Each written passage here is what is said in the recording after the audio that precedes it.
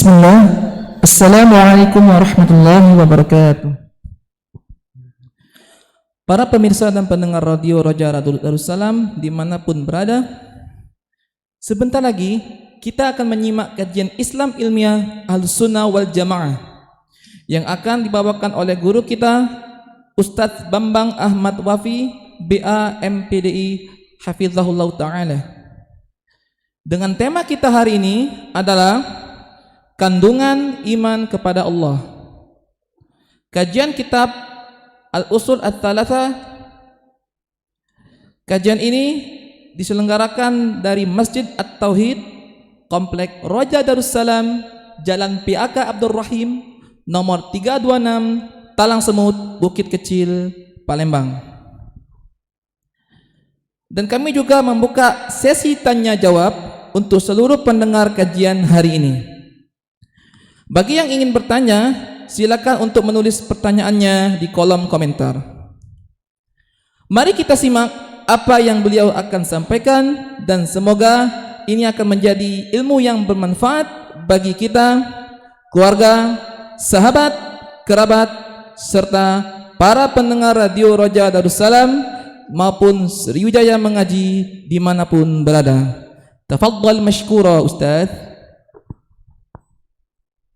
Bismillahirrahmanirrahim. Assalamualaikum warahmatullahi wabarakatuh.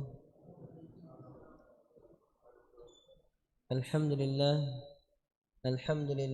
wafiril hibati wal ataya wa ghafiriz dzunubi wal khataya wa ashhadu an la ilaha illallah wahdahu la syarika lah wa ashhadu anna Muhammadan abduhu wa rasuluhu la nabiyya ba'dah. Allahumma salli ala Muhammad wa ala ali Muhammad wa man tabi'ahum bi ihsanin ila yaumil qiyamah. Ya ayyuhalladzina amanu ittaqullaha haqqa tuqatih wa la tamutunna illa wa antum muslimun.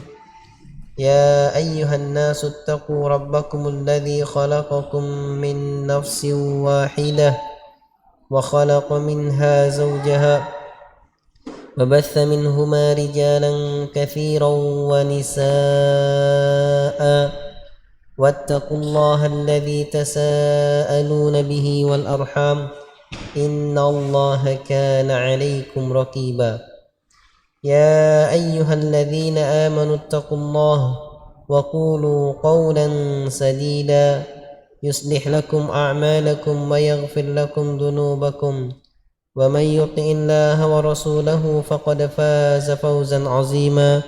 أما بعد فإن أصدق الحديث كتاب الله وخير الهدي هدي محمد صلى الله عليه وسلم وشر الأمور محدثاتها فإن كل محدثة بدعة وكل بدعة ضلالة wa kulla dhalalatin finnar.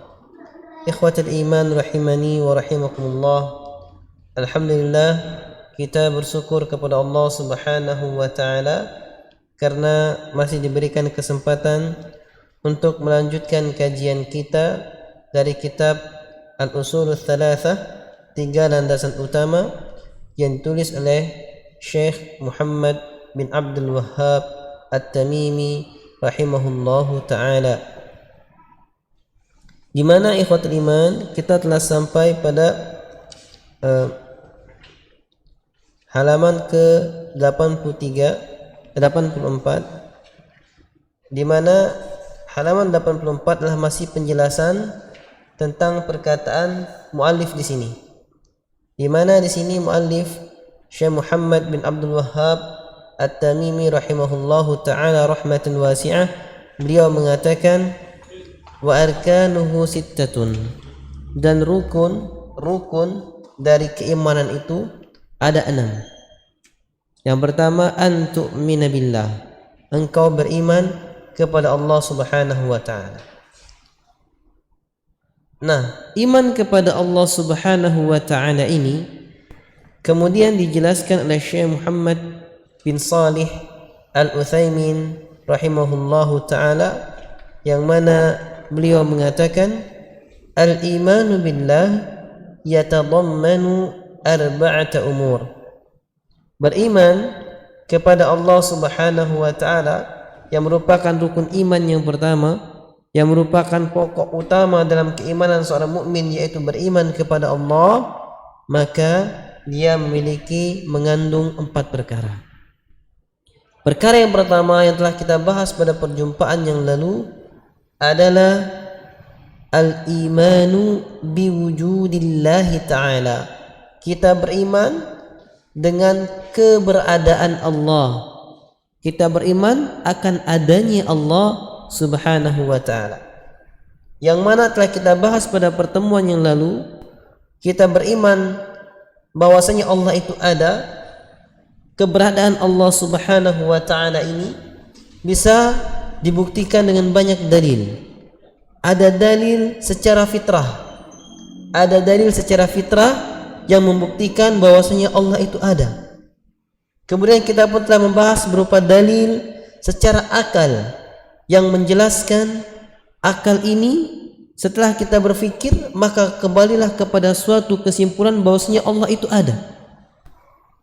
Dan kita pun telah membahas dalil secara syariat, yaitu nas dari Al-Quran dan hadis-hadis Nabi SAW yang sangat gamblang menjelaskan bahwasanya Allah itu ada. Kemudian kita pun telah menjelaskan dalil-dalil secara panca indera, secara hal yang bisa kita rasakan, ya, bahwasanya semua itu menunjukkan Allah itu ada. Nah, pada perjumpaan kali ini kita akan membahas kandungan kedua dan ketiga dan keempat. Kandungan kedua dalam keimanan kepada Allah Subhanahu wa ta'ala, yang rukun iman mengatakan an tu'mina billah, engkau beriman kepada Allah Subhanahu wa ta'ala, memiliki 4 kandungan. Yang pertama, mengimani keberadaan Allah Subhanahu wa ta'ala, Allah itu ada. Yang kedua, al-imanu birububiyatih, kita beriman dengan rububiyahnya Allah Subhanahu wa ta'ala. Apa maksud rububiyahnya Allah Subhanahu wa ta'ala? Maksudnya Allah lah satu-satunya Rabb, la syarika lahu wa la mu'in. Tidak ada sekutu baginya dan tidak ada penolong baginya. Gak ada penolong Allah, enggak. Maksudnya dalam perkara Rabb, rububiyah, dalam perkara menciptakan, menghidupkan, mematikan, memerintahkan dan segalanya, Allah satu-satunya esa.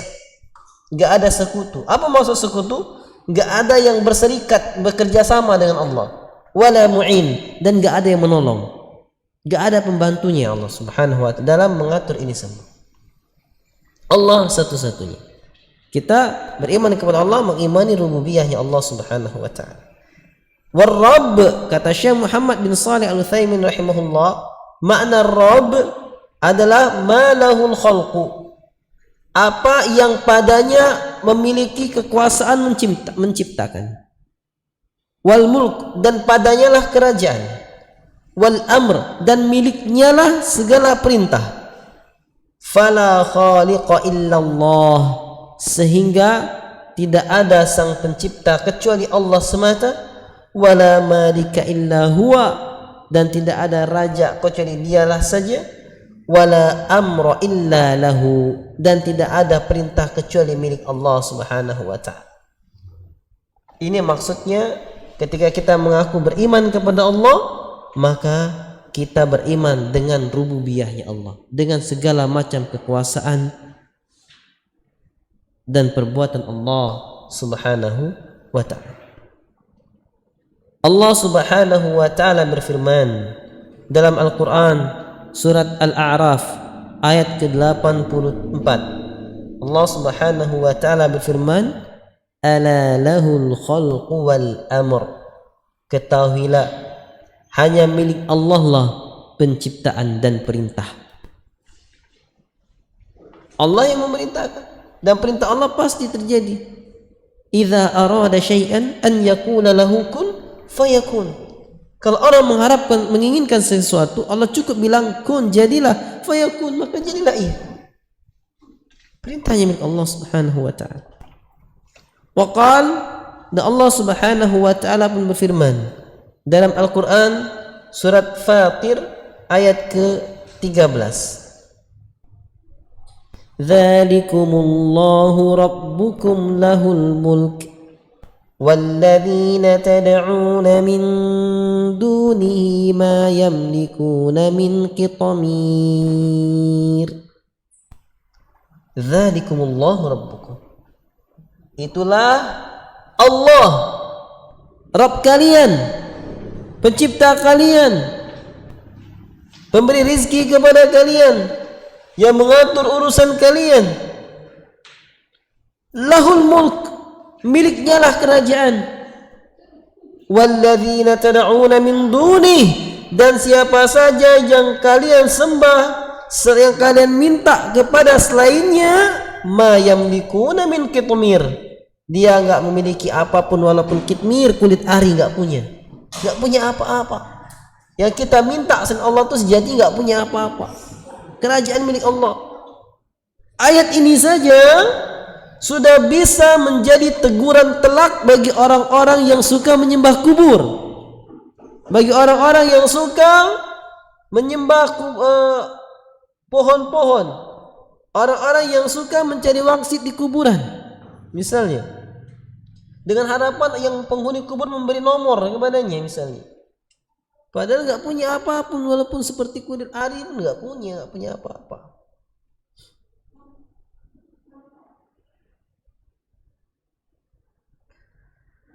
Walam yu'lam anna ahadan minal khalqi ankara rububiyyat Allah subhanahu illa an yakuna mukabiran ghaira mu'taqidin bima yaqul. Tidak diketahui, kata Syekh Muhammad bin Shalih Al-Utsaimin rahimahullah, seorang pun dari makhluk ini yang dia mengingkari rububiyahnya Allah subhanahu wa ta'ala illa an yakuna mukabiran ghaira mu'taqadin bima yaqul, kecuali dia tersebut dalam keadaan sombong dan dia tidak meyakini apa yang dia katakan. Jadi tidaklah kita dapatkan ada orang misalnya bilang, enggak ada Allah, saya ini yang mencipta, saya ini Tuhan, saya ini yang memberikan rezeki, yang menghidupkan, mematikan, bukan Allah. Tidak ada orang yang berbicara seperti itu kecuali karena kesombongan dirinya dan dia sejatinya enggak meyakini apa yang dia katakan, cuma mau menyombongkan diri aja. Kama hasala min Fir'aun, sebagaimana terjadi pada Fir'aun. Ketika Fir'aun berkata kepada kaumnya, ana rabbukumul a'la, akulah Rabb kamu, Rabb kalian yang paling tinggi. Quran surat An-Nazi'at ayat ke-24. Allah Subhanahu wa taala menceritakan tentang kisah Firaun di mana dia berkata kepada kaumnya, ana rabbukumul a'la, akulah Rabb kalian yang paling tinggi. Sejatinya dia mengatakan demikian mukabbiran, karena sombong dan tidak yakin dengan perkataannya sendiri, walaupun menampakkan seperti itu. Dan Allah Subhanahu wa taala pun berfirman menceritakan hal ini, ya ayyuhal mala'u ma 'alimtu lakum min ilahin ghairi.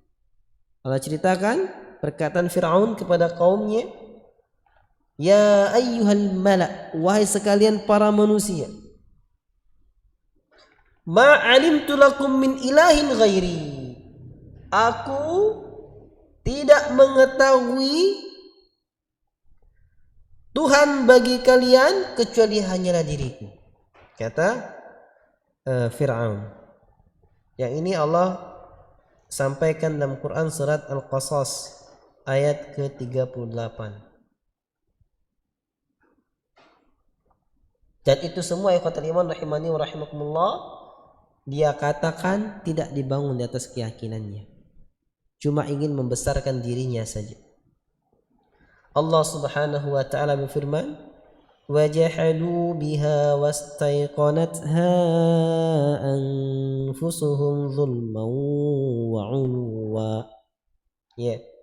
Surat An-Naml ayat ke-14. Allah Subhanahu wa taala berfirman, wajahadu, mereka mengingkari biha, dengannya. Wastaiqanatha anfusuhum, dan dia mulai ingin meyakini hati mereka, zulman uluwa, karena kezaliman dan uluwa, sombong. Itu bicara karena kezaliman, karena sombong doang, bukan karena yakin di bahwasanya dialah Allah, dialah Tuhan. Enggak. Sama halnya kalau ada orang zaman sekarang yang mengaku tahu perkara gaib. Ini bilang tahu perkara gaib cuma kesombongan aja, nggak yakin dia tahu perkara gaib. Buktinya dompet hilang, bingung dia carinya di mana. Tapi sok-sok tahu perkara gaib orang ya. Ini diantaranya. Dan juga Nabi Musa alaihissalam pernah berkata kepada Fir'aun, sebagaimana Allah ceritakan dalam Al-Quran surat Al-Isra ayat 102. Apa kata Nabi Allah Musa alaihissalam?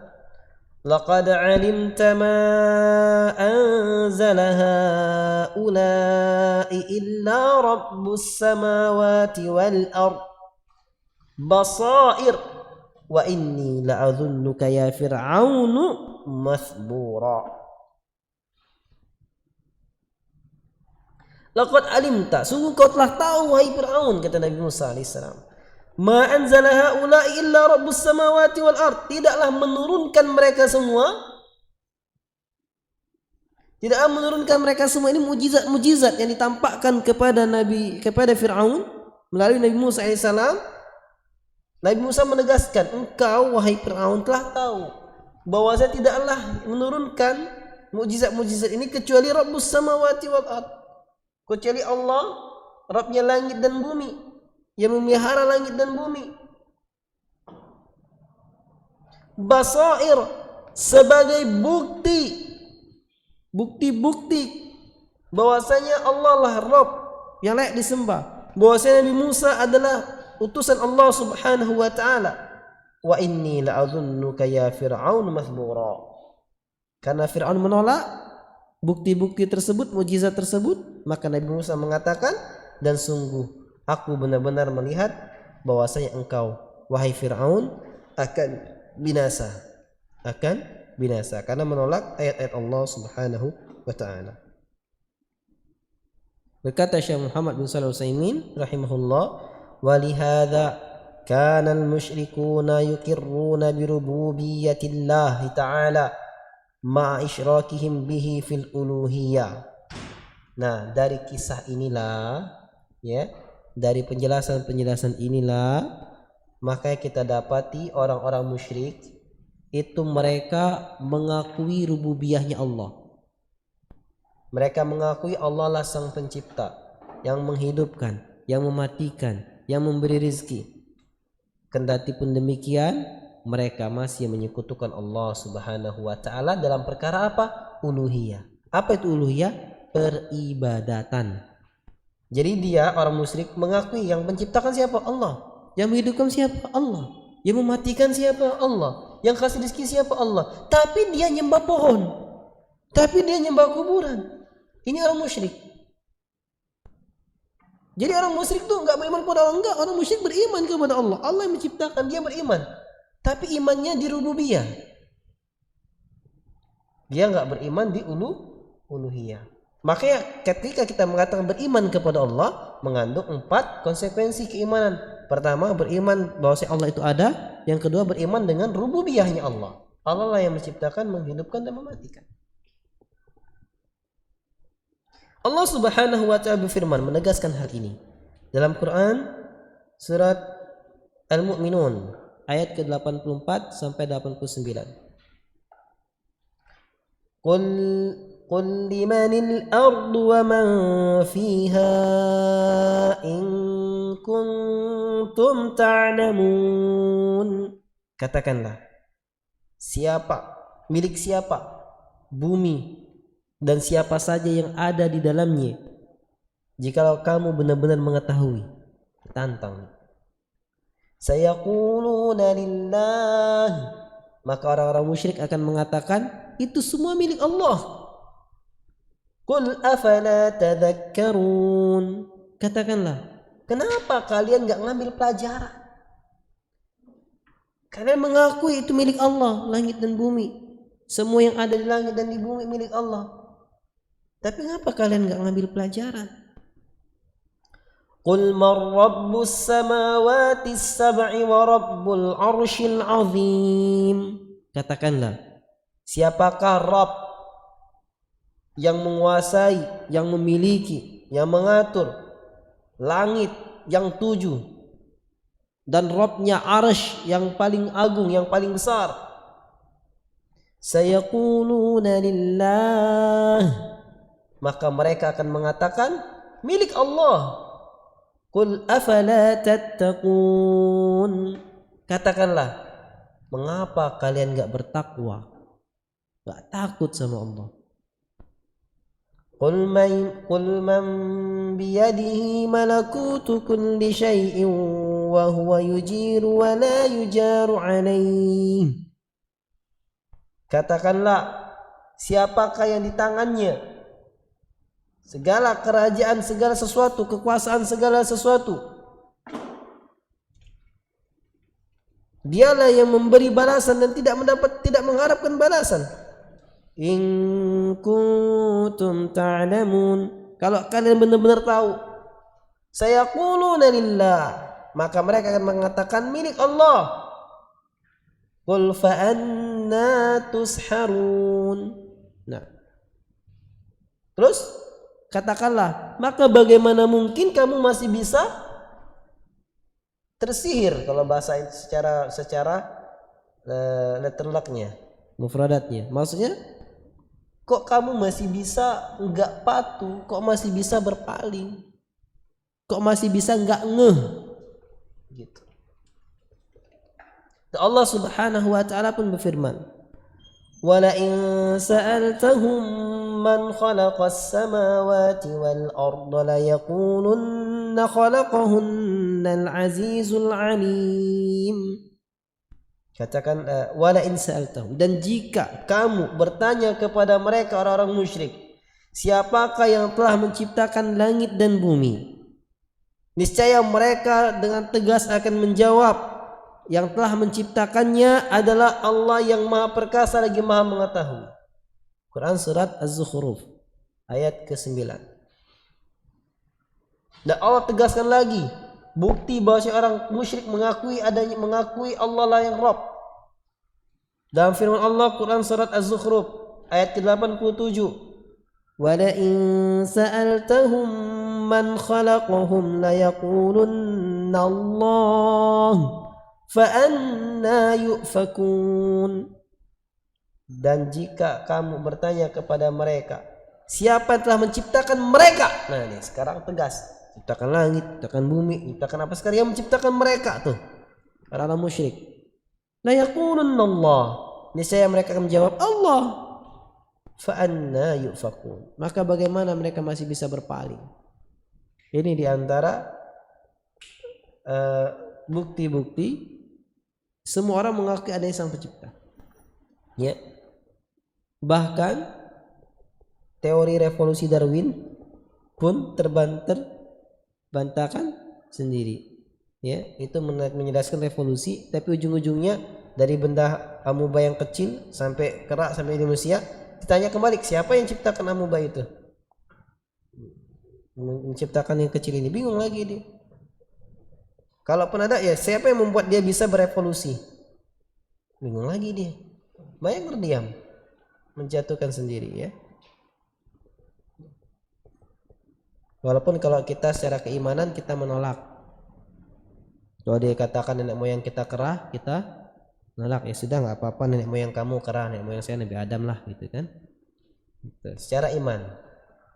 Tapi kalau secara historis, sejarah, penemuan-penemuan artefak bisa jadi seperti itu. Kenapa? Karena orang-orang Yahudi pernah dikutuk menjadi kirodata, menjadi kera wal khanazir, dan babi, ya.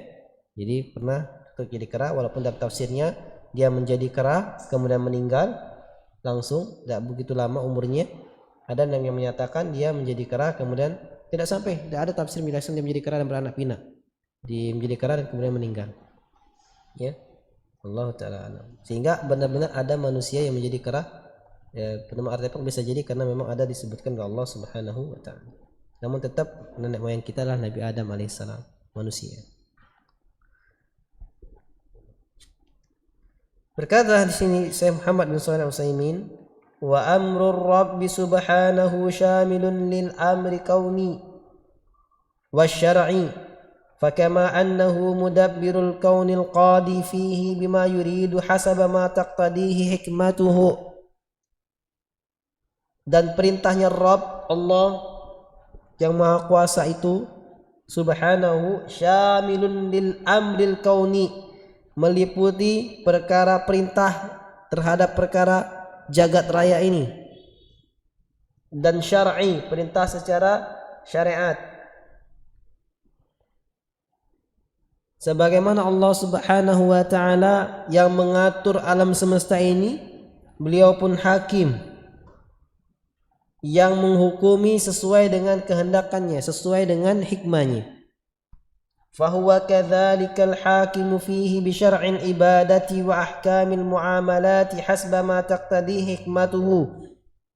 Dan dia juga Allah demikianlah hakim yang dia menentukan syariat ibadah dan hukum-hukumnya, hukum-hukum muamalah sesuai dengan apa yang dia kehendaki dengan hikmahnya.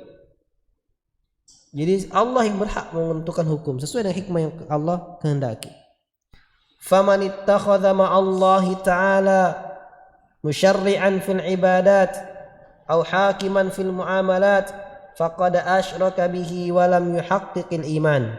Maka dari itu barang siapa yang dia mengambil selain Allah sebagai pembuat syariat ibadah atau sebagai hakim dalam perkara muamalah, maka sungguh dia telah menyekutukan Allah dan tidak terwujudkan iman dalam dirinya.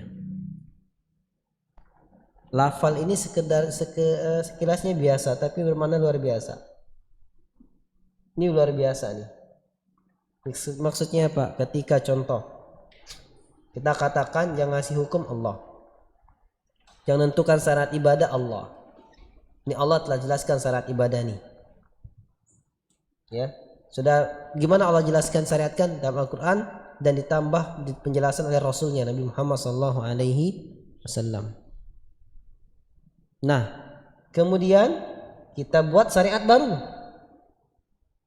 Kita buat syariat ibadah baru. Ada kita buat ibadah yang baru yang nggak pernah dicontohkan Allah, yang diperintahkan Allah dan Rasulnya. Kita buat ibadah baru dan kita meyakini ini ibadah, ya, ini ibadah, dan ini syar'i, dan ini harus ibadah ini. Ini buat ibadah yang baru aja dalam hukum Islam namanya muhdats, perkara baru atau bid'ah.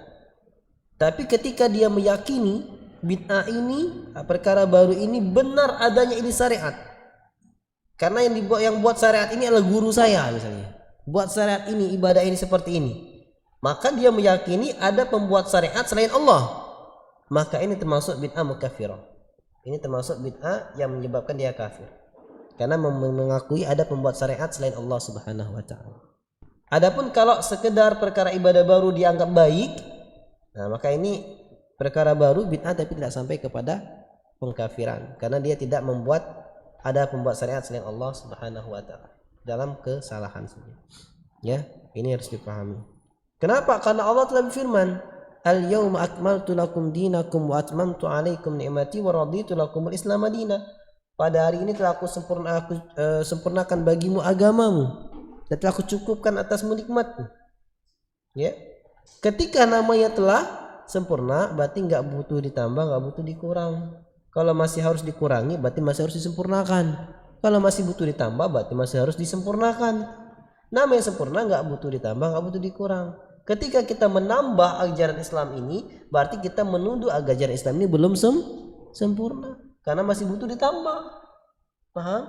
Secara bahasa aja udah jelas. Belum secara pemahaman para ulama. Ini pemahaman Imam Malik. Imam Malik mengatakan, "Man ibtada'a bid'atan yaraha hasanatan faqad za'ama anna Rasulullah sallallahu alaihi wasallam khana ar-risalah, li'anna Allah ta'ala yaqul al-yawma akmaltu lakum dinakum."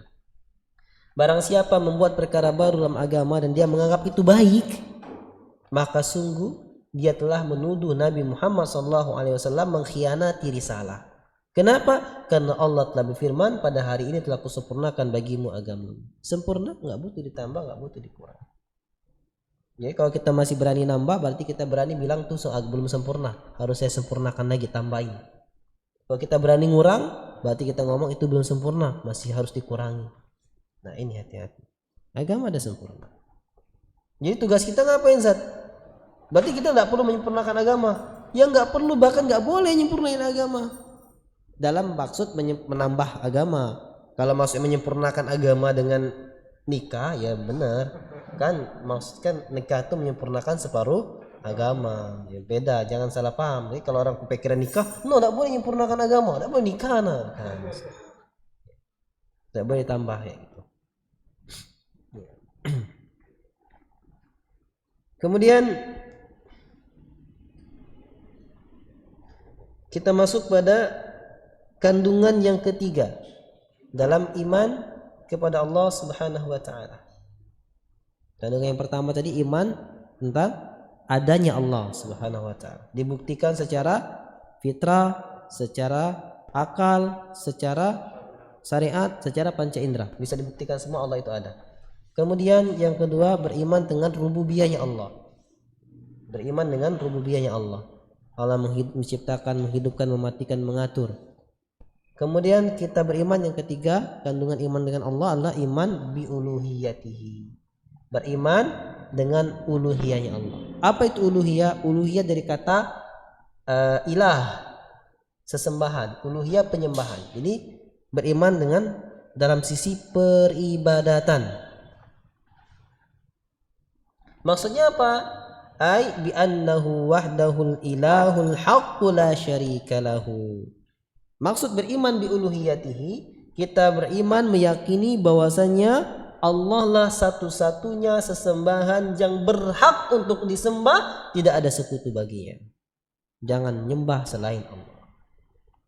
Kenapa harus juga terkandung iman ini? Karena tadi sudah disampaikan, orang musyrik di zaman Nabi pun, di zaman siapa musyrik mengakui Allah yang menciptakan, Allah menghidupkan, Allah mematikan. Tapi dia nggak nyembah Allah, maka dia dikatakan musyrik dan diperangi oleh Nabi SAW. Walaupun dia mengakui ya sang pencipta itu Allah, nggak cukup. Tapi harus juga nyembah hanya kepada Allah Subhanahu wa taala.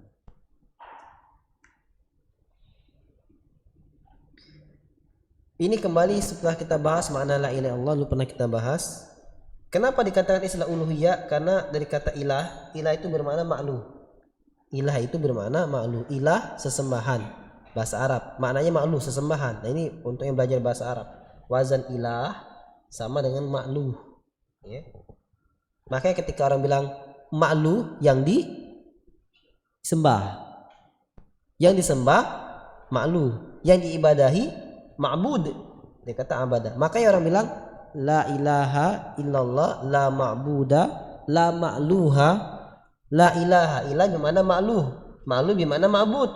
Makanya la ilaha bermakna, maknanya la ma'buda haqqun atau la ma'luha haqqun. Tidak ada sesembahan yang hak disembah illallah, kecuali hanya Allah semata. Ini maknanya. Hayyan wa ta'ziman. Nah, hayyan wa ta'ziman, disembah hubban wa ta'ziman. Disembah tidak sekedar nyembah saja, tapi ibadah itu disembah dengan diiringi hubban wa ta'ziman, diiringi cinta dan pengagungan. Diiringi cinta dan pengagungan, itu nama ibadah. Ketika kita menyembah diiringi cinta dan pengagungan, maka ini betul ibadah. Seperti orang meminta, ini ibadah bukan? Ibadah. Ya, fa idza sa'alta fas'alillah, kata Nabi SAW. Kalau kamu minta, minta sama Allah. Minta itu ibadah. Tapi ada, setelah kita bahas minta itu ada minta ibadah, ada minta talab, ada minta sebagai perintah kan. Tapi ketika diiringi hubban wa ta'ziman, karena cinta dan mengagungi, maka ini bisa dinilai ibadah. Orang minta kepada kuburan, mengagungi yang dikubur, memuliakan yang dikubur, berarti disertai pengagungan. Berarti dia memberikan wujud ibadah kepada selain Allah, makanya jadi kepada kesyirikan. Allah Subhanahu wa taala berfirman, "Wa ilahukum ilahu wahid, la ilaha illa huwar rahmanur rahim." Quran surat sering dengar Ustaz? Ya sering dengar. Al-Baqarah masalahnya. Al-Baqarah 163. Dan Tuhan kalian adalah Tuhan yang satu, yang esa. Tidak ada tidak ada Tuhan yang hak untuk disembah selain Dia yang Maha Pengasih lagi Maha Penyayang. Dan Allah Subhanahu wa taala pun berfirman dalam Quran surat Ali Imran ayat ke-18. Syahidallahu annahu la ilaha illa huwa wal malaikatu wa ulul ilmi qa'iman bil qist. Allah telah bersaksi bahwasanya tidak ada sembahan yang hak untuk disembah kecuali Dia, dan juga para malaikat pun bersaksi, dan orang-orang yang diberi ilmu pengetahuan pun bersaksi. Qa'iman bil qist, bersaksi dengan benar-benar keadilannya. La ilaha illa huwa, Allah itu qa'iman bil qist, benar-benar berdiri sendiri dengan keadilannya. Tidak ada sesembahan yang berhak disembah kecuali Dia yang Maha Perkasa lagi Maha Bijaksana. Di sini ikhwatul iman, semua Allah bersaksi, ya, malaikat bersaksi, orang-orang diberi ilmu bersaksi. Jadi kalau ada yang enggak bersaksi, yang meragukan, ya sudah, berarti bukan golongan ini. Berarti bukan golongan Allah, bukan golongan para malaikat, bukan golongan ahli ilmu. Berarti apa? Juhala, orang-orang yang jahil, enggak ada ilmu. Wa kullu mattakhadha ilahan ma'allahi ya'budu min dunihi fa uluhiyatuhu batilah. Maka dari itu, siapa saja yang dia menjadikan sesembahan selain Allah, dia nyembah suatu sesembahan selain nyembah Allah, dia nyembah Allah, nyembah juga selain Allah maksudnya. Sekarang ini dia sudah mengakui adanya Allah, mengakui Allah Sang Pencipta, dan mengakui Allah lah tempat kita beribadah. Sudah, dia nyembah Allah. Tapi dia nyembah juga selain Allah. Fa uluhiyatuhu batilah. Maka uluhiyahnya, peribadatannya batal, ya enggak sah. Allah Subhanahu wa taala berfirman, "Dzalika bi anna Allaha huwal haqq wa anna ma yad'una min dunihi huwal batil wa anna Allaha huwal aliyyul kabir." Yang demikian itu karena Allah Subhanahu wa taala sajalah yang maha benar, yang benar, dan bahwasanya apa saja yang mereka sembah selain Allah itu adalah batil, dan bahwasanya Allah dialah yang maha tinggi lagi maha besar. Quran surah Al-Hajj ayat ke-62. Nah, perlu diketahui khatul iman rahimani wa rahimakumullah, Allah dalam Al-Quran pernah menyebut segala sesuatu yang disembah selain Allah dengan lafal Tuhan. Orang musyrik menyembah patung, Allah disebut dia Tuhan. Kenapa? Karena Tuhan artinya apa? Sesembahan. Ya, kayak pertemuan kapan tuh sibuk masih nggak ketemu titik temu. Saya bilang Tuhan itu satu atau banyak? Jawabnya satu dia. Oke, apa arti Tuhan? Dia bilang bingung nih. Tuhan itu yang disembah. Oh iya, benar, Tuhan disembah, sepakat. Yang disembah itu satu atau banyak? Satu. Orang Kristen nyembah siapa? Nyembah patung Nabi Isa. Orang Buddha, Konghucu, nyembah patung-patung dewa mereka. Berarti banyak dong yang disembah. Banyak. Berarti Tuhan banyak? Enggak, satu loh. Bingung saya. Tadi kan yang disembah namanya Tuhan. Yang disembah banyak, berarti Tuhan banyak. Kenapa masih ngotot satu juga? Aduh, bingung. Banyak. Tuhan yang disembah itu banyak, tapi yang semua banyak ini enggak berhak semua disembah. Yang berhak disembah cuma Allah Subhanahu wa taala. Jadi inilah ketika Allah menyebut nama Tuhan bukan berarti dia berhak disembah. Tapi menyatakan dia itu memang disembah orang. Ya. Makanya dalam penamaan alihah Tuhan-Tuhan, la yu'tiha haqqul uluhiyah. Tidak memberikan yang disembah itu hak untuk disembah, tidak. Tapi cuma informasi bahwasanya dia banyak disembah orang. Allah Subhanahu wa taala berfirman tentang Lata wal Uzza wal Manat. Siapa Lata, Uzza wal Manat? Lata, al Uzza wal Manat adalah berhala-berhala terbesar orang musyrik Quraisy. Ya.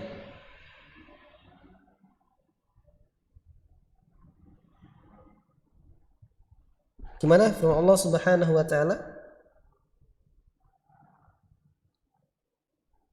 Alakumud in hiya illa asma'un sammaytu sebelumnya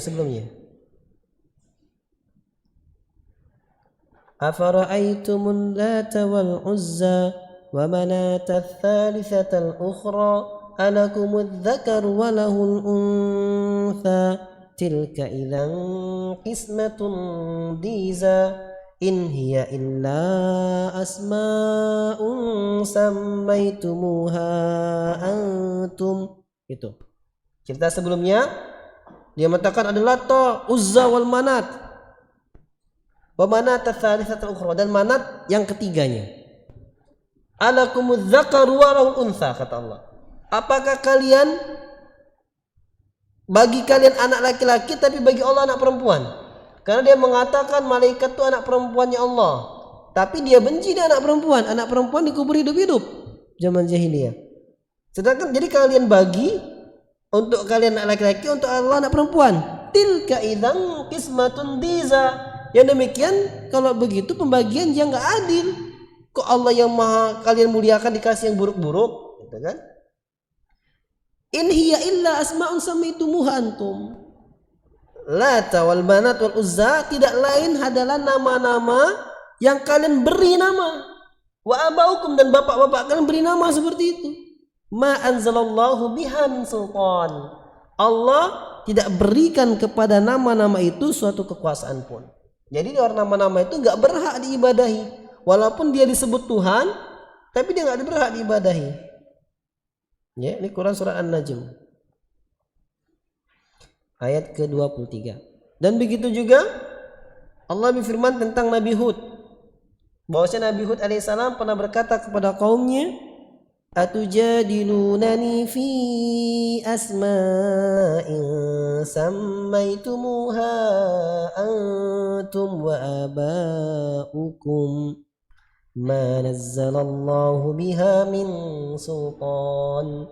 Apakah kalian berdebat denganku dalam hal nama-nama yang kalian beri nama tersebut dan bapak kalian yang memberi namanya, yang Allah tidak turunkan suatu kekuasaan pun kepadanya?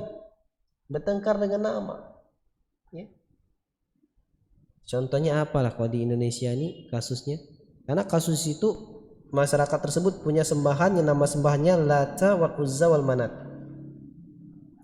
Ketika Nabi SAW mendakwakan nyembah Allah saja, mereka ribut. Ini Manat, itu Tuhan kita Lata. Ini Manat, Lata, Uzza cuma nama yang kalian sebut. Nah itu intinya kan, bukan Tuhan, bukan Allah. Ini maksudnya. Dan itu pun diambil dari nama Allah, Lata wal Uzza wal Manat. Lata dari kalimat Allah, Lata Allah. Uzza dari Aziz, Al-Aziz, Uzza. Wa Manat Al-Mannan. Ya, itu semua diambil dari nama Allah Subhanahu wa taala. Karena dia menginginkan Uzza yang maha perkasa, Lata yang disembah, Manat yang maha memberi. Allah semua itu diambil. Dibuat nama, dibentuk patung, disembah. Maka ini tidak lain hanyalah nama-nama saja yang kalian sembah, bukan sejatinya dia Tuhan. Dan Allah Subhanahu wa taala pun berfirman tentang Nabi Yusuf alaihissalam, ketika Nabi Yusuf alaihissalam berkata kepada dua sahabatnya yang berada di penjara. Kata Nabi Yusuf yang Allah firmankan, ceritakan dalam Al-Quran, A'arbabun mutafarriquna khairun amillahul wahidul qahhar. Apakah arbabun mutafarriqun, Rabb yang begitu banyak, yang dianggap sembahan-sembahan yang begitu banyak ini lebih baik, ataukah Allah yang maha satu, yang maha kuasa, maha perkasa? Ma ta'buduna min dunihi illa asma'an sammaitumuha antum wa aba'ukum. Tidaklah kalian menyembah selain Allah kecuali itu hanyalah nama-nama yang kalian dan bapak kalian sebut, yang kalian dan bapak kalian beri nama. Ma anzalallahu biha min sultan. Allah enggak memberikan suatu kekuatan pun baginya. Ini dalil-dalil yang menunjukkan yang disembah itu tidak melazimkan dia berhak disembah. Karena Allah bilang enggak ada Allah kasih kekuasaan suatu pun baginya.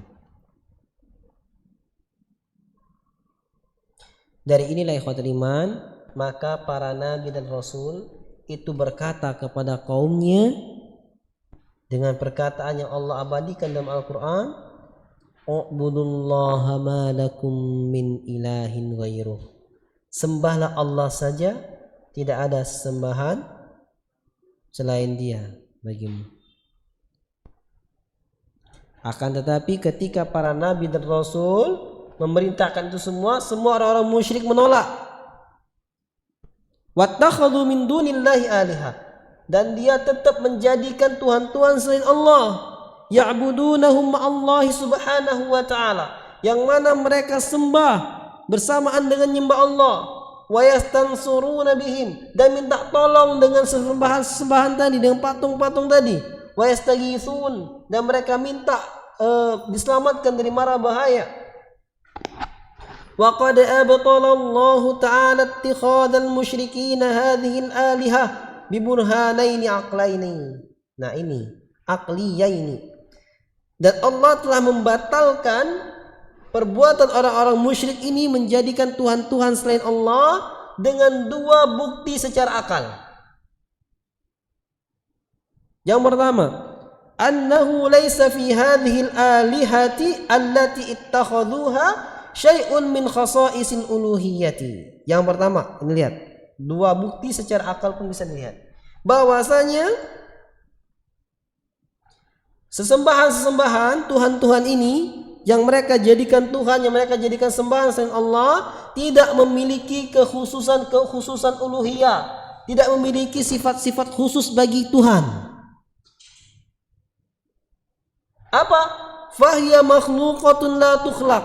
Karena patung-patung ini diciptakan, bukan dia yang menciptakan. Patung-patung besar ini secara akal lihat, dia nggak bisa menciptakan saya yang buat ini jadi patung. Berarti khususan uluhiyah, sifat-sifat ketuhanan nggak ada padanya. Secara akal pun lihat, sifat ketuhanan nggak ada pada dirinya. Dia diciptakan, bukan dia yang menciptakan. Kalau Tuhan yang menciptakan, dia diciptakan. Secara akal pun bisa dilihat. Yang kedua, wala tajlibu naf'an li'abidiha, dan dia nggak bisa mendatangkan manfaat bagi para penyembahnya. Orang nyembah dia lagi nyembah sholat misalnya, ya nyembah dia lah, nyembah patung ini. Tiba-tiba hujan, bisa tuh patungnya bergerak nutupinnya biar nggak kehujanan? Nggak bisa. Dia lagi nyembah patung itu, tiba-tiba ada orang mau ganggu dia, bisa patung itu bergerak ngusirnya? Nggak bisa. Nggak bisa kasih manfaat apapun. Secara akal dan nolak ini, sifat ketuhanan nggak ada pada dirinya. Wala tadfa'u anhum dararan, dan nggak bisa mendarat baginya. Ketika lagi nyembah patung ini digigit nyamuk, dia nggak bisa ngusir nyamuk itu tuh patung. Wala tamliku lahum hayatan, dan patung tadi yang dia sembah tadi, mau patung, mau pohon, mau kuburan yang dia sembah, tidak memiliki kehidupannya. Gak bisa dia langsung cabut, mati itu, gak bisa. Wala mautan, gak bisa juga memiliki kematiannya, tangguhkan mati, gak bisa. Wala yamlikuna syai'an minas samawati wala yusyarikuna fihi, dan gak memiliki suatu apapun dari perkara langit dan berserikat dengannya. Jadi secara akal pun menolak dia Tuhan, gak memiliki sifat-sifat ketuhanan. Makanya gak heran kalau peristiwa itu Nabi Ibrahim ya, ketika orang-orang semua pergi, dihancurkan semua patung-patung, lalu kapaknya diberikan kepada patung yang paling besar. Ketika ditanya, tanya nih patung yang paling besar. Dijawab oleh kaumnya, gila kamu, gak mungkin patung ini bisa menjawab. Lah kalau gak gitu kenapa disembah? Ya kan? Iya. Ini orang-orang rajanya dan kaumnya ngatain bodoh. Gak mungkin ini patung ini bisa ngomong tuh gak mungkin. Katanya kalau nggak percaya, kalau bukan saya coba tanya nih patung yang besar yang masih selamat nggak hancur. Coba tanya siapa yang ngancurin patung-patung kecil itu. Ya nggak mungkin bisa jawab. Loh kalau dia aja nggak bisa jawab, nggak bisa bela dirinya sendiri, bagaimana membela kita kalau kita sembah? Tapi karena tadi dah setan masuk ya, sudah memang kibar tadi. Apa bahasa kita ya? Sudah karena adat, justru dia itu, nih raja nih. Raja ini jadi raja karena mempertahankan adat ini misalnya. Ketika adat ini dihancurkan, hancur juga nanti kerajaannya. Maka dipertahankan dan mengorbankan Nabi Ibrahim mau dibakar kan? Begitu juga di masyarakat kita. Ketika telah membentuk suatu adat yang dia menjadi pemukanya, menjadi rajanya, ketika dihancurkan dengan ilmu, dia tolak yang bawa ilmu ini. Karena akan hilang kuasaannya. Itulah gambarannya ikhwatul iman rahimani wa rahimakumullah. Jadi kalau kita lihat di zamannya Nabi Ibrahim itu dicap apa? Dicap pemecah belah umat itu. Merusak masyarakat, merusak tatanan adat. Ya itu akan dicap, makanya dibakar. Nabi Muhammad sama. Pemecah belah keluarga. Kenapa? Karena ada keluarganya yang masuk Islam, akhirnya dia ribut sama bapak dan bapak ibunya, jadi pemecah belah keluarga. Yang terjadi bukan pemecah belah. Yang terjadi kesalahannya ketahuan sehingga orang mengikuti kebenaran akhirnya pecah. Kemudian ikhwatul iman rahimani wa rahimakumullah, Allah Subhanahu wa taala berfirman di sini menegaskan hal itu. Wattakhadhu min dunihi alihatan la yakhluquna syai'an wa hum yukhlaqun. Allah ceritakan dalam Al-Qur'an. Mereka menjadikan sembahan-sembahan selain Allah yang sesembahan tersebut nggak bisa menciptakan apapun, bahkan dia itu diciptakan. Wala yamlikuna li anfusihim darran wala naf'a. Dia nggak bisa mendatangkan manfaat untuk dirinya dan nggak bisa menolak mudarat untuk dirinya. Bagaimana mau mudarat untuk orang lain? Patung yang dia sembah dipukul diam aja. Bagaimana bisa nolong orang? Nolong dirinya sendiri aja nggak bisa. Wala yamlikuna mautan wala hayatan wala nusyura. Dia enggak memiliki kehidupan, kematian dan tempat berbangkit, enggak ada. Nah, secara akal pun kita nolak. Dari ini ikhwatul iman, sejatinya agama Islam adalah agama yang paling rasional. Paham? Jadi, agak aneh kalau kita diskusi dengan orang ateis itu kalah. Kenapa? Sebanyak anak diskusi orang ateis yang nggak punya agama misalnya, rata-rata nerima Islam. Kenapa? Dia kan nolak adanya Allah karena nggak rasional. Kita nyembah tuh nggak ada wujudnya. Nyembah siapa nih? Ya buktikan, secara akal pun terbukti. Sekarang ada ini gimana? Sekarang kamu lihat udara. Ada nggak udara? Ada. Mana wujudnya? Nah bingung dia. Tapi itu malah ada. Berarti ada sesuatu yang nggak kita bisa lihat wujudnya, tapi dia ada. Pengaruhnya ada, kekuasaannya ada. Udara nggak bisa kita lihat mana wujudnya, tapi pengaruhnya ada. Kita bisa hidup di sini. Fotosintesis berjalan, ya proses apapun berjalan, fermentasi berjalan. Ya, ada pengaruhnya, walaupun nggak bisa lihat wujudnya. Begitu juga Allah. Kita nggak ngeliat wujudnya, tapi Allah ada, bisa kita rasakan semua pengaruhnya. Iya juga ya, terbuka pikirannya. Terbuka. Karena agama Islam adalah agama yang paling rasional. Yang paling bisa dibuktikan dengan segala macam indah. Kenapa? Karena agama fitrah. Yang membawa agama ini, mengajak agama ini, pemilik ini semua. Dan Allah Subhanahu wa taala pun berfirman, "Qul ud'u alladziina za'amtum min dunillah." Katakanlah, panggillah orang-orang yang kalian anggap selain Allah, yang kalian sembah selain Allah. La yamlikuna mithqala dzarratin fis samawati wala fil ardi wama lahum fihima min syirkin wama lahu minhum min dhahirin wala tanfa'u syafa'atu indahu illa liman adzina lahu. Ya. Dia enggak memiliki sekecil zarrah, semut yang paling kecil pun dari perkara langit dan bumi, dan dia enggak memiliki apapun di dalam keduanya. Tidak memiliki sekutu pun darinya. wala tanfa'u syafa'atu indahu, dan enggak bermanfaat pertolongan di sisinya, illa liman adzina lahu, kecuali siapa yang Allah izinkan. Ya. Jadi enggak bisa orang-orang yang dia sembah ini, saya nyembah ini biar bisa memberi syafaat saya kepada Allah, enggak bisa. Enggak ada yang bisa kasih syafaat di sisi Allah kecuali yang Allah izinkan. Ya, sama kayak orang-orang kafir.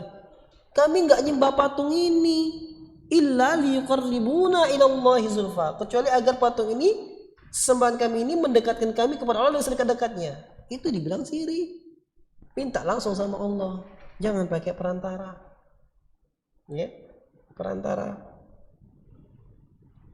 Alasannya kita pakai perantara biar dia itu jadi pemberi syafaat. Allah udah bilang enggak ada yang bisa beri syafaat di sisi Allah kecuali izin Allah. Gimana? Ini dalilnya, dan juga dalil di Quran surah ayat kursi gimana? Allahu la ilaha illa huwal hayyul qayyum la ta'khudhuhu sinatun wa la nawm lahu ma fis samawati man dzal ladzi yashfa'u indahu illa bi'idznih. Tidak ada yang bisa memberikan syafaat di sisi Allah illa bi'idznih, kecuali dengan izin Allah Subhanahu wa ta'ala. فإذا كانت هذه حالة تلك الآلهة فإن اتخاذها آلهة من أسفه السفح وأبطل الباطل. Kalau seandainya kita memahami secara akal kita, ini dari yang pertama, bahwasanya keadaan sesembahan-sembahan selain Allah itu seperti itu, maka berarti kalau kita jadikan dia Tuhan, ini benar-benar perbuatan bodoh yang paling bodoh dan perbuatan batil yang paling batil. Kenapa nggak sekalian aja nih bendera nih? Sudah sembah aja sekalian, sama aja, nggak bisa ngapa-ngapain kan, beda bentuknya doang. Kayak gitu. Dalil yang kedua yang menyatakan bahwa segala sembahan Allah itu batil dan lemah, anna haula'il musyrikin kanu yuqirruna bi anna Allah ta'ala wahdahu ar-rabbul khaliq alladzi bi yadihi malakutu kulli syai'. Bahwasanya orang-orang musyrik dahulu mereka mengakui bahwasanya Allah adalah satu-satunya Rabb yang menciptakan, yang di tangannya lah segala kekuasaan. Wa huwa yujiru wa la yujaru alaihi, yang dialah memberikan balasan dan tak minta balasan, imbalan. Wa hadza yastalzimu an yuwahhiduhu bil uluhiyyati kama wahhaduhu bir rububiyyati. Maka pengakuan ini mengharuskan dia mengakui hal ini juga kepada Allah dalam perkara uluhiyah, sebagaimana dia mengakui dalam perkara rububiyah. Allah berfirman, ya ayyuhan nasu ubudu rabbakumul ladzi khalaqakum. Wahai sekalian manusia, sembahlah Allah yang telah menciptakan kalian. Jadi kalau dia mengakui Allah yang menciptakan, maka harusnya dia mengakui Allah lah tempat yang berhak disembah, enggak boleh lain. Allah berfirman, wahai sekalian manusia, sembahlah Allah yang telah menciptakan kalian. Alladzi khalaqakum walladzina min qablikum, yang telah menciptakan kalian dan orang-orang sebelum kalian, la'allakum tattaqun, agar kalian bertakwa. Alladzi ja'ala lakumul arda firasyan was samaa'a binaa'a, yang Allah telah menjadikan bagi kalian bumi sebagai hamparan dan langit sebagai atap. Maksudnya apa sih Allah cerita ini? Allah itu membuka pikiran manusia. Ini kan dia yakin Allah menciptakan. Allah menciptakan bumi ini sebagai hamparan, menciptakan langit sebagai atap. Kok masih kita nyembahnya Allah? Buka pikiran. Wa anzala minas sama'i ma'an fa akhraja bihi minas thamarati rizqan lakum. Buka lagi pikiran sama Allah. Allah kan yang telah menurunkan air dari langit sehingga bumi ini subur dan menumbuhkan buah-buahan. Ya Allah, kok masih nyembah Allah? Tak nyembah Allah, kok masih sedekah bumi, nyembah apa? Tak jelas. Kan Allah yang menurunkan hujan. Sembah Allah saja. Allah buka pikiran semua. Makanya agama yang paling rasional kalau mau mikir. Fala taj'alu lillahi andada wa antum ta'lamun. Nah, Allah tegaskan, maka dari itu jangan jadikan tandingan-tandingan bagi Allah padahal kamu tuh tahu. Kamu tahu Allah yang menurunkan hujan, kamu tahu Allah yang ciptakan, kamu tahu Allah mematikan, kamu tahu Allah yang menjadikan ini semua. Kok masih nyembah selain Allah? Coba pikir, kata Allah. Ini bahasa kita. Coba pikir dong. Sekarang sawah kamu itu subur, Allah turunkan hujan kan? Kamu bisa panen, Allah turunkan hujan kan? Karena Allah turunkan hujan. Kok sudah panen kamu nyembah sama sedekah bumi yang mana disembah? Aneh kan? Mikir dong, ini bahasa kita gitu. Paling rasional Allah kasih. Makanya Allah juga katakan yang kita sampaikan sebelumnya, walain sa'altahum man khalaqahum la yaqulunallah fa anna yufakun.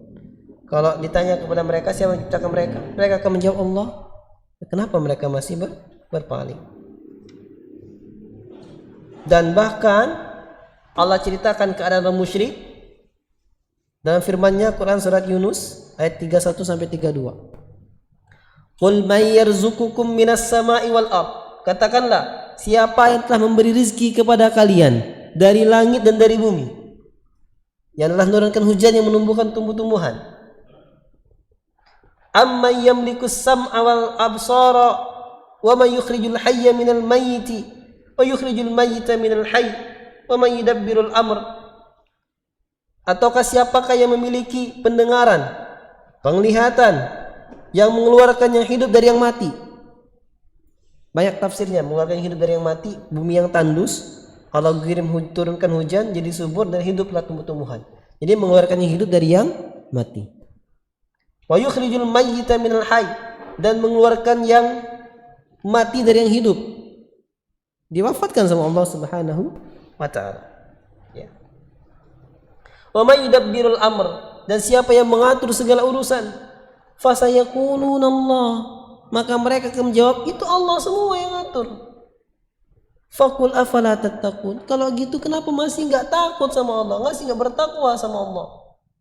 Fadzalikumullahu rabbukumul haqq, yang demikian itu karena Allah Rabb kalian yang paling yang benar. Famadza ba'dal haqqi illa ad-dhalal, dan tidak ada selain kebenaran ini kecuali kesesatan. Jelas, itulah Rabb kamu yang benar, dan tidak ada selain kebenaran ini kecuali kesesatan. Tidak ada selain Allah kecuali salah. Fa anna tusrafun, maka kenapa kalian masih bisa berpaling? Ikhwatal iman, coba kita lihat. Ana bacakan beberapa ayat Allah ini saja.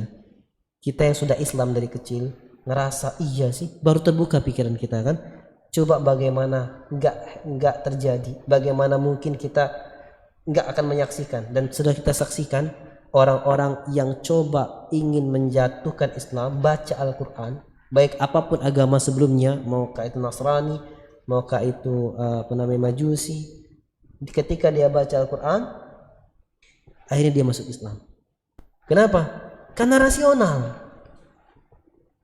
Karena ilmu pengetahuan orang yang pintar, orang yang nggak ngerti Islam lah, tapi dia ngerti bagaimana berkerangka berpikir ilmiah, dia baca Al-Quran bisa masuk Islam. Karena semua kerangka berpikirnya ilmiah. Ya. Apalagi ada kisah dokter kandungan, ya, belajar bertahun-tahun sampai jadi profesor, mau lihat keadaan janin. Itulah disebutkan Al-Quran. Bagaimana proses dari janin sampai lahir. Masuk Islam akhirnya. Karena agama yang paling, dan memang ini adalah agama dari Allah Subhanahu wa taala. Dan yang terakhir, yang keempat, kandungan dari kita beriman kepada Allah Subhanahu wa taala adalah al-imanu bi asma'ihi wa sifatihi. Kita beriman dengan nama-nama dan sifatnya Allah Subhanahu wa taala. Apa maksud beriman dengan nama-nama dan sifat Allah Subhanahu wa taala? Maksudnya itsbatu ma atsbatahu Allah li nafsihi fi kitabihi aw sunnati rasulih sallallahu alaihi wasallam min al-asma'i was sifati 'ala al-wajhi al-la'iqi bihi min ghairi tahrifin wala ta'tilin wala takyif wala tamthil. Ini pembahasan asma wa sifat ini pembahasan sangat panjang, tapi saya akan sesingkat-singkatnya. Yang pertama, intinya nanti kita akan rinci iman kepada asma wa sifat pada pertemuan berikutnya rincinya. Tapi sekarang gambaran umum. Kita beriman kepada nama Allah dan sifat Allah adalah menetapkan apa saja yang Allah tetapkan untuk dirinya dari kitab Allah. Kita menetapkan sesuai dengan apa yang Allah tetapkan untuk dirinya Allah dari kitab Allah, dalam kitab Allah, dalam Al-Quran. Aw sunnati rasulih, atau dalam hadis-hadis Nabi sallallahu alaihi wasallam. Apa yang Allah tetapkan? Minal asma, berupa nama-nama. Jadi ketika Allah sebutkan nama-namanya dalam Al-Quran, maka kita tetapkan nama itu adalah nama Allah. Sifat dan sifatnya adalah sifat Allah. Ketika Allah sifatkan sifat dirinya dalam Al-Quran dan hadis Nabi, maka itu adalah sifat Allah. Alal wajhil la'iqi bihi. Ini penting. Alal wajhil la'iqi bihi. Di atas sisi sudut pandang yang berhak, yang layak bagi Allah. Jadi nama itu kita tetapkan, nama itu, itulah namanya. Sifatnya bagaimana? Yang layak bagi Allah. Min ghairi tahrifin. Tanpa tahrif, dipalingkan artinya. Wala ta'tilin, dan tanpa dibatalkan maknanya. Wala takyifin, dan tanpa ditanya bagaimana sih bagaimananya. Tanpa ditanya bagaimananya. Wala tamthilin, dan tanpa dipermisalkan. Ini pengertian ini samil, sudah cukup. Tinggal dijelaskan. Jadi kita tetapkan, Allah tetapkan, kita tetapkan. Sesuai dengan kebesaran Allah, tanpa dipalingkan artinya, tanpa dibatalkan maknanya, tanpa ditanya bagaimananya, tanpa diberi permisalan. Jadi imanin itu aja, sudah. Allah Subhanahu wa taala berfirman, "Walillahil asmaul husna fad'uuhu biha."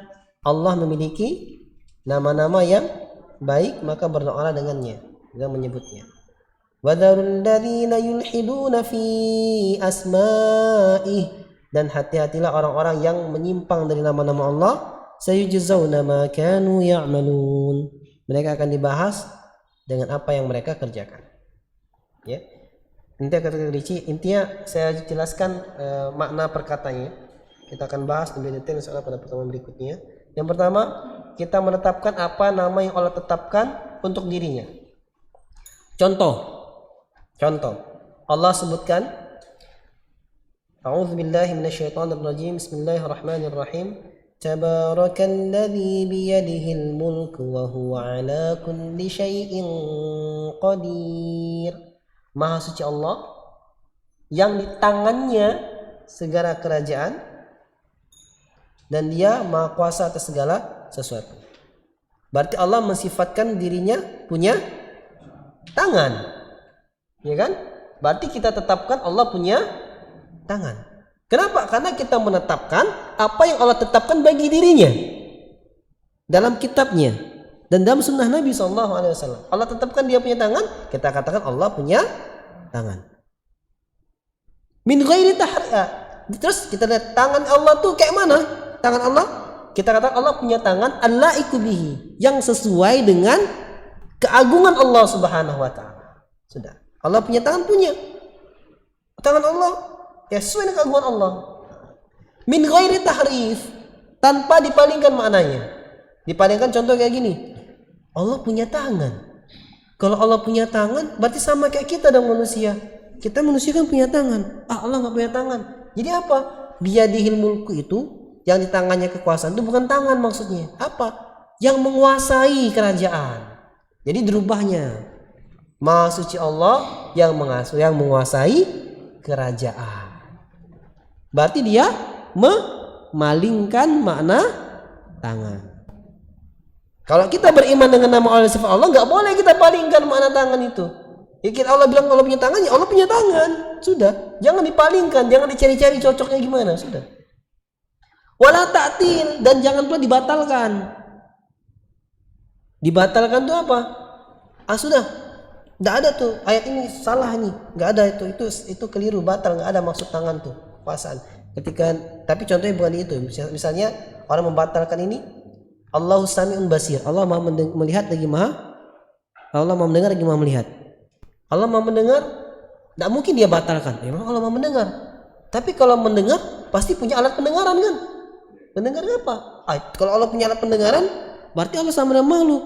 Allah nggak sama dengan makhluk lah. Berarti apa? Allah sami'un, Allah Maha mendengar bila sam'in, tanpa alat pendengaran. Loh. Allah basir, Allah Maha melihat bila basar, tanpa alat melihat. Nah itu mentaktil, membatalkan maknanya. Terjadi kenapa? Niatnya baik. Niatnya ingin mensucikan Allah dari permisalan. tapi justru menjatuhkan Allah pada permisalan. Kenapa? Dia membatalkan makna alat pendengaran karena dia telah memisalkan Allah dengan makhluk kan? Kalau dia nggak misalkan Allah dengan makhluk, nggak bakal dia batalkan. Ya sudah, Allah punya pendengaran. Bagaimana? Sesuai dengan kekuasaan Allah, sesuai dengan keagungan Allah. Sudah. Niatnya baik tapi salah. Makanya kam min muridin lil khairin lam yanalhu. Betapa banyak orang menginginkan kebaikan nggak mendapatkannya. Wala takifin, tanpa bagaimananya, tanpa menanyakan bagaimana. Allah tadi biadihil, Allah punya tangan. Bagaimana tangannya Allah? Ya sudah, jangan disebut tangannya Allah itu ya seperti ini, seperti tangannya Allah itu sebagaimana tangan, tidak usah. Kalau Allah nggak jelaskan ya sudah cukup. Karena ini perkara gaib, kita nggak tahu perkara gaib. Jadi sudah tawakuf, diam. Wala tamtsil, dan tidak boleh dipermisalkan. Tangannya Allah itu tahu nggak kamu? Kayak tangan aku nih, kuat. Nggak boleh. Nggak boleh dipermisalkan. Terus gimana saat aku nggak dimisalkan? Nanti nggak paham. Sudah sesuai dengan keagungan Allah. Kenapa? Karena sama nama nggak layak sama, nggak mesti sama bentuk. Sekarang, anak punya tangan kayak gini. Ini kursi punya tangan. Tuh, tangannya kursi sama tangannya sama nggak? Beda. Namanya sama-sama tangan, tapi beda bentuknya. Tangan kursi sesuai dengan kursi, tangan anak sesuai dengan anak. Tangan Allah sesuai dengan keagungan Allah. Bagaimana nggak tahu kan Allah nggak kasih tahu. Kita imani aja. Nah ini akidah Ahlussunnah wal Jamaah. Ya. Karena apa? Kenapa kita nggak boleh permisalkan? Karena Allah firman, "Laisa kamitslihi syai'un wa huwas samiul basir." Nggak ada sesuatu pun yang serupa dengan Allah. Allah Maha mendengar, lagi Maha melihat. Insyaallah ini yang bisa kita kaji pada kali ini. Pada kajian minggu depan insyaallah kita akan kupas tentang iman kepada nama-nama dan sifat Allah Subhanahu wa ta'ala insyaallah. Ada pertanyaan silakan.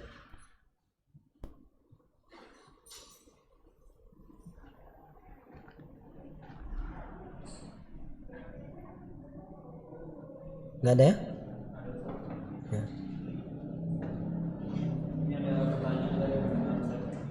Assalamualaikum Ustaz, bagaimanakah ucapan dua kalimat syahadat benar? Karena saya takut ketika membaca dua kalimat tersebut dan salah sehingga mengubah arti dari kalimat tersebut. Terima kasih. Bagaimana ucapan dua kalimat syahadat yang benar? Ya, semua ada tahu ya. Asyhadu an la ilaha illallah wa asyhadu anna Muhammadan Rasulullah. Ya, seperti itu. Karena saya takut salah enggak. Itu yang insyaallah. Dan boleh dengan versi yang kedua boleh. Asyhadu an la ilaha illallah wa asyhadu anna Muhammadan abduhu wa rasuluh. Itu boleh. Nah kok gitu Ustaz? Tahu dari mana? Yang dua-duanya dipakai. Dua-duanya dipakai. Asyhadu an la ilaha illallah wa asyhadu anna Muhammad Rasulullah. Aku bersaksi tidak ada sembahan yang berhak sembah kecuali Allah, dan aku bersaksi bahwa Muhammad adalah Rasulullah. Yang kedua tadi, asyhadu an la ilaha illallah wa asyhadu anna Muhammadan abduhu wa rasuluh. Aku bersaksi bahwasanya tidak ada sembahan yang berhak sembah kecuali Allah, dan bahwasanya Muhammad adalah hamba dan rasul. Ya, dua-duanya boleh. Wallahu ta'ala a'lam. Cukup? Alhamdulillah. Naktafi bihadzal qadar.